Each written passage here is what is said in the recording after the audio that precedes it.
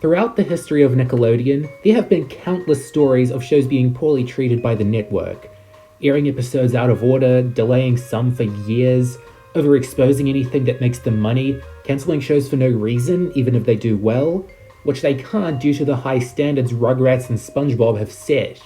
To an extent, Nick has always been like this, and with no show is this more evident than today's subject. It wasn't the dirtiest Nick ever did a show, but the stories surrounding it are legendary. This show is the Angry Beavers.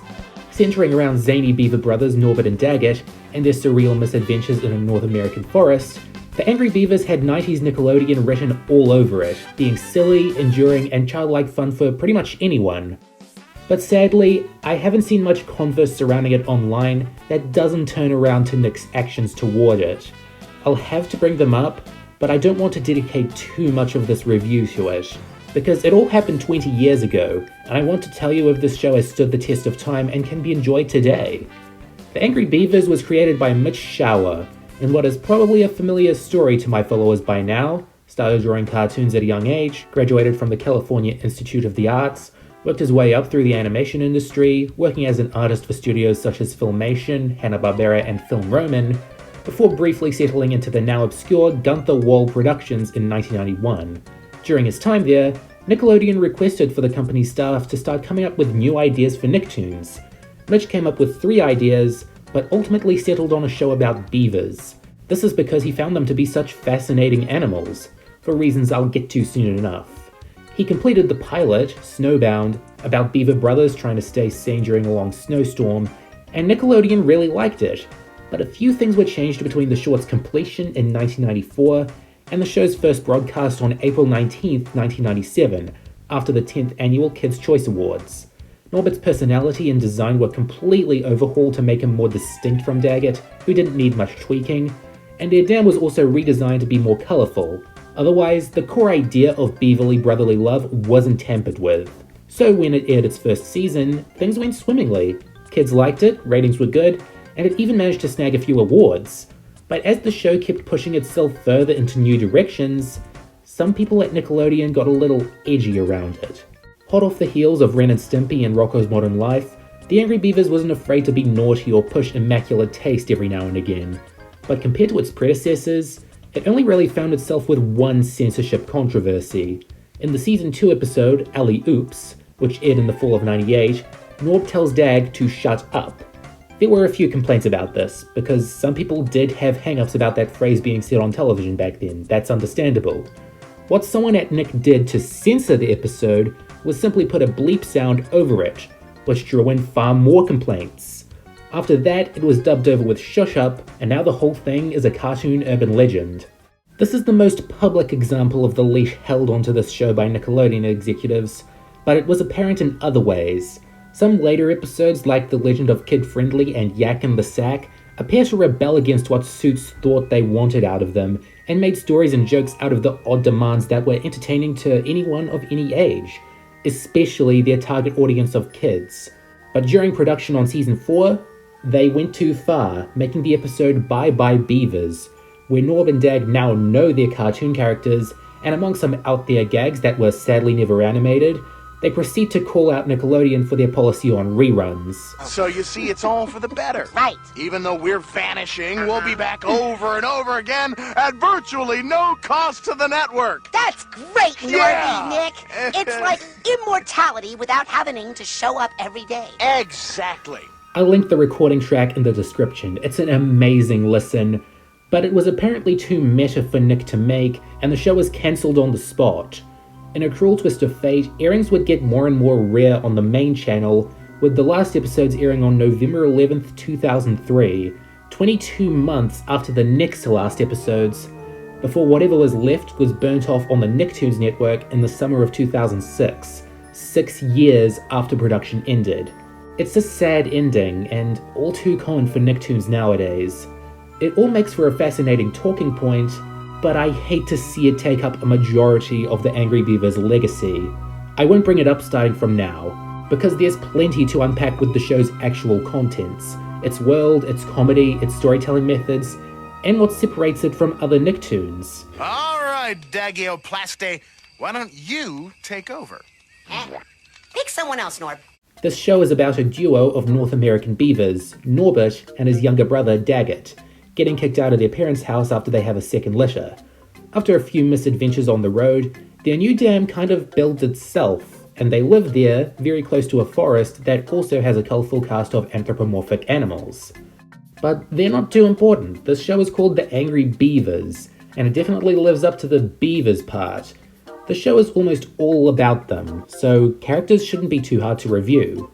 Norbert can be described as laid back and chilled out, to the point of being lazy and even mispronouncing words, for the sake of silliness, I hope.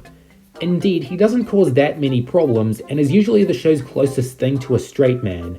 His brother Daggett is the exact opposite, often very hyperactive. He causes a lot of problems for the two of them and takes up more of the angry part of the title. But he's a lot of fun too, staying very likable because there are enough facets to his personality. Who's my favourite of them? Hard to say. I'm more entertained by Dag, but can more closely relate to Norb.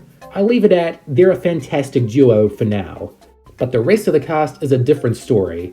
Stump is the best side character bar none. He's a badass, he's got a heart of gold, and can even time travel and go Super Saiyan, and he's a millionaire. And he can beat Plank's ass, that is irrefutable. Barry, on the other hand, is a mellow bear with a deep voice. Ignoring Stump and his awesomeness at the moment, Barry's the most developed of the side characters, but he's still nothing really special. A good addition, but not a show seller like the Beavers. Truckee the Shrew is their more grouchy acquaintance, or so Dag would have you believe. They have a mutual hatred for each other, which is best left unexplored till their last appearance together. Dag having a little enemy is a little fun.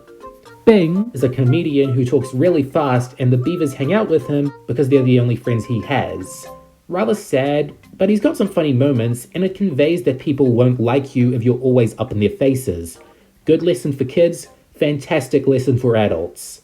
Treeflower is another beaver and Norbert's love interest, but ends up dumping him because she has a crush on Truckee.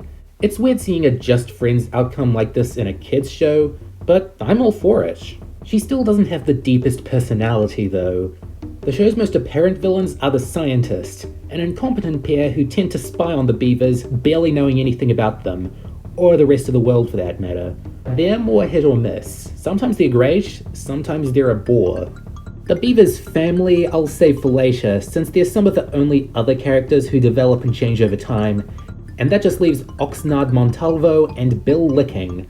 Bill Licking's your average infomercial guy, nothing wrong with him, and Oxnard Montalvo is a special kind of character, being the Beavers' favourite 50s B-movie actor. And he's animated in a completely different art style.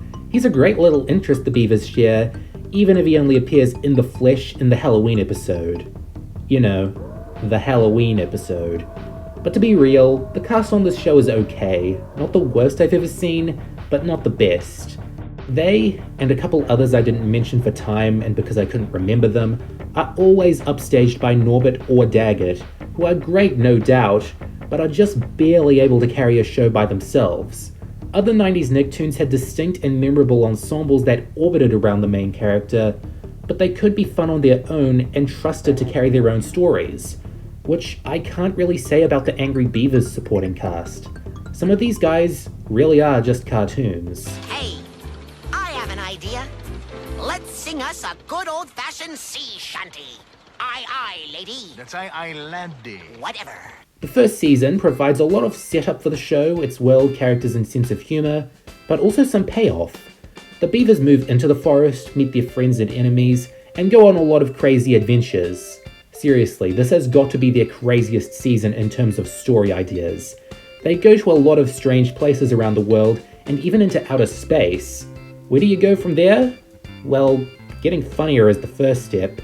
Season 1 has a lot of good episodes, but I'd consider it the weakest because they aren't doing much to stand out from other 90s Nicktoons. They're working from a template here, but at least it was a good one.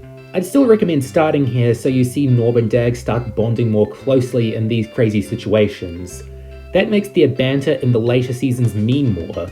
The main thing that sticks out to me about the Angry Beavers is their dialogue, performed by Nick Bakay and Richard Horvitz respectively. Mitch Schauer personally oversaw every recording session of the series, and let them improvise a lot, which led to their personalities getting stronger and stronger as the show went on.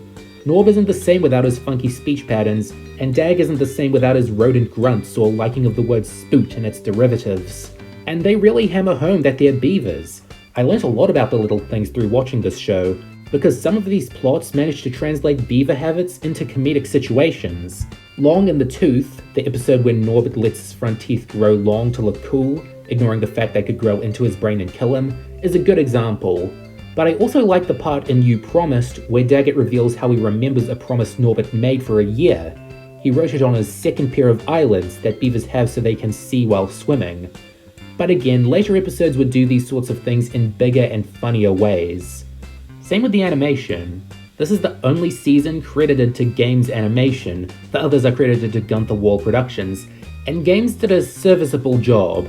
The colours stick out quite a bit for a nature-based show like this. They didn't crank up the vibrance. And the motion is very believable, but I have a bit of a problem with the character designs, especially those of the humans, who frequently sport these very abstract, uncanny body shapes.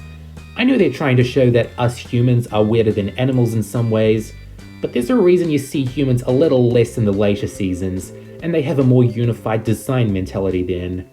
Some of my favourite Season 1 episodes include Up All Night, about the beavers trying to pull an all-nighter and going a little too hard. I really enjoyed the variety in this one, which is why I've already given it its own review. Salmon Says takes a break from the beaver facts with some salmon facts, and was one of the few times I felt the beavers were having real conversations and discourse. But it still has a strong story with great moments that stuck with me. Guess Who's Stumping to Dinner is the classic introduction to our old friend Stump, where Norb gets along with him immediately, but Dag takes a little longer to even pretend he's a real person with real feelings. H2O perfectly emulates the feeling of being at a water park. It's just a lot of fun, but always knows when it's time to move on to something else. It seems beavers, wood, and water are a good mix, who knew? Muscular Beaver isn't my favourite saga in the world. Daggett pretending to be a superhero is okay, but from the start, it was hard to tell if you were going to get something great, because this one just ends with a very long conversation that doesn't feel like it's going anywhere. I also wasn't into Housebroken, because it felt a little too Ren and Stimpy-esque in concept and tone. I understand why, games did Ren and Stimpy before this, but it didn't help the Angry Beavers stick out. Go ahead, girls. Tell Norby. What does the... Yeah. Tell Norby. Come on, girls. Tell me. Let me hear it. We can do anything we want? Exactly. Yeah. All the little glitches in Season 1 are no longer present in Season 2. The stories are more connected and set in mostly the same world. The recording sessions have gone from humorous to outright wild, and the animation is more on model. And after brief appearances in the premiere, the rest of the Beaver family are given real introductions. I hate the dad. He's not a great dad, particularly to Norb, and brings meaner, more groan-worthy jokes to any episode he's in. The mum is decent. I like the secret agent angle they eventually settled with, but that's in Season 4. They even had trouble picking a good voice for her, but I'm okay with any of them. Finally, there's the sisters, Chelsea and Stacy, whose voices are pitched up to an unreasonable tone. They can be fun, but I'm sure the actresses' regular voices, who are apparently Mitch Shower's daughters, would have worked more than the Alvin treatment. Some of my favourite episodes in Season 2 include Beaver Fever, a story about the rise and fall of the Beavers' disco career. People were nostalgic for the 70s around this time, so it's oozing with references that'll please people who are around back then just as much as the kiddies. Unbarryville comes from a very simple place of Daggett wanting to look cool by hanging out with Barry, and ending up out-cooling Norbert, which isn't cool by him. What is cool? Watch this episode and find out their weird definition. Another one, Bites the Musk, may be based in the fact that beavers can spray musk from their tails to label their property, but it eventually turns into one of the most surreal, and definitely grossest, episodes of the show. I'm gonna tell my kids this was Sonic and Knuckles. Utter Nonsense is equally crazy, starting with the beavers trying to see who can stay quiet the longest, which eventually turns into a massive tape war. I love it when they take sibling squabbles and make these huge cartoons out of them. Zooing Time not only has a great guest appearance from Kevin McDonald, but also plays with your expectations with how animal treatment is portrayed. I'm sure zoos weren't animal heaven even in 1998, but I like the irony either way. but I can't forget to talk about the day the world got really screwed up. The Beavers finally meet Oxnard Montalvo on Halloween, but a villain traps them in a world filled with 50s B-movie monsters. It hasn't got a lot to do with Halloween aside from being scary, but it makes for a more lighthearted and referential holiday special if you want that sort of thing. But on the other end, I wasn't feeling Stump's follow-up episode, Stump Looks for His Roots. It could have been a cute adventure, but it has the Beavers nonchalantly destroy a city trying to find him. Pushing the boundaries of standards and practices can work if a point is being made, but mass destruction rarely has one.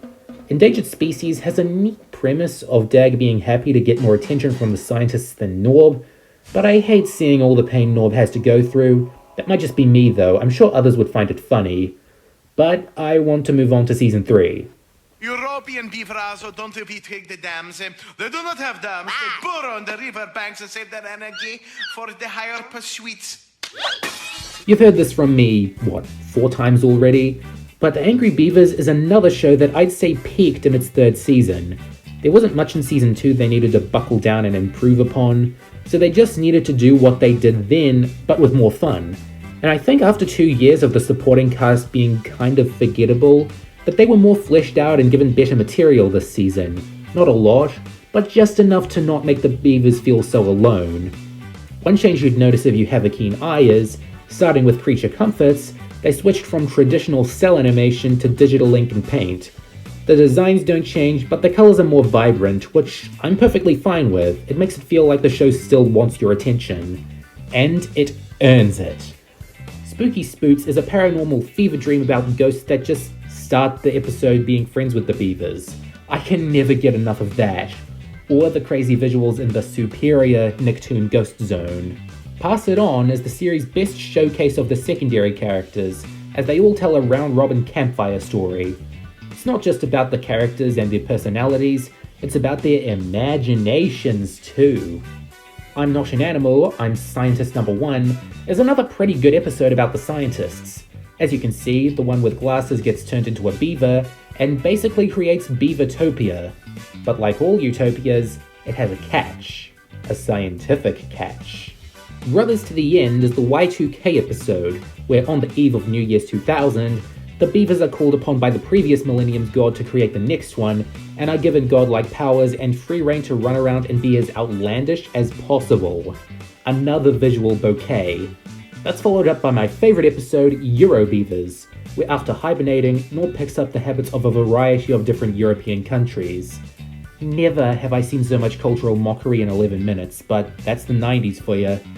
I also really liked Home Loners, where Norb doesn't know Dag's home and vice versa, which leads to an escalating string of misunderstandings that I always felt was organic and funny. That isn't how I'd describe Muscular Beaver 3, which mostly consists of Treeflower being annoyed by Muscular Beaver and Norb's antics. And I'm sure Mitch, What Smells, oh that's Muscular Beaver 3 shower can agree with me that it's a bit too real of a situation that late into the saga. A Little Dad'll Do Ya is the first time we get a real good look at the father. Great. I should elaborate, he's a character made out of little dad annoyances, which might be charming to some people, but I really don't get why I'm supposed to like him. That just leaves Season 4. The spleen is my girlfriend. Now me and the spleen are scientists. I completely get why this one isn't as popular as the first 3.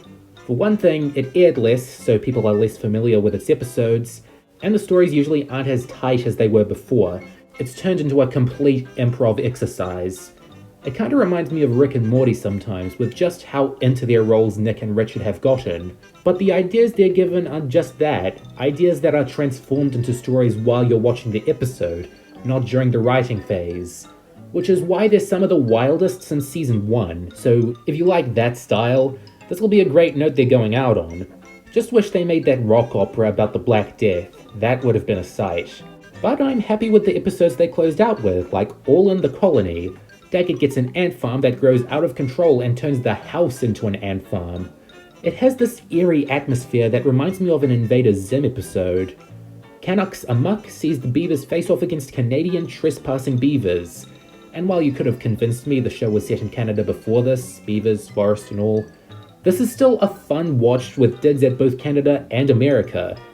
There's also Yak in the Sack, a parody of The Cat in the Hat, starring John Delancey as a strange creature that can bend reality to his own idea of fun. He's basically Discord, but you aren't forced to like him for 7 years, so he's way better.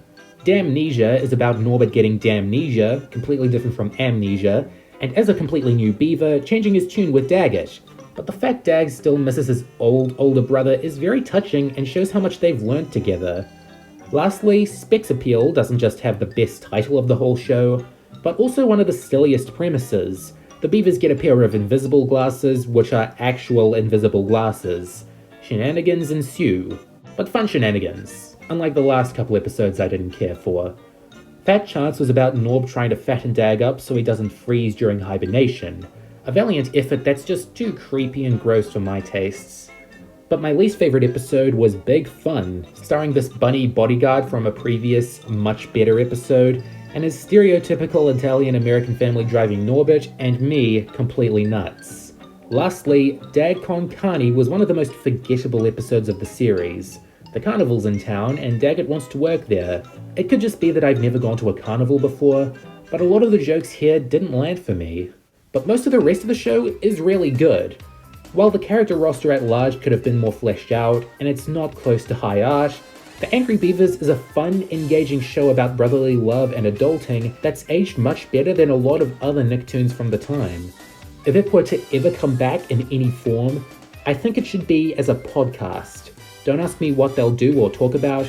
I'm sure Mitch, Nick, and Richard will slay me, just like they slayed me here. Give The Angry Beavers a watch, it's worth your time. I give it 4 lickety-splits out of 5. It's very tasty. Goodbye for now. Coming up next, it's Total Drama Island on Cartoon Network. Never done doing Nickelodeon.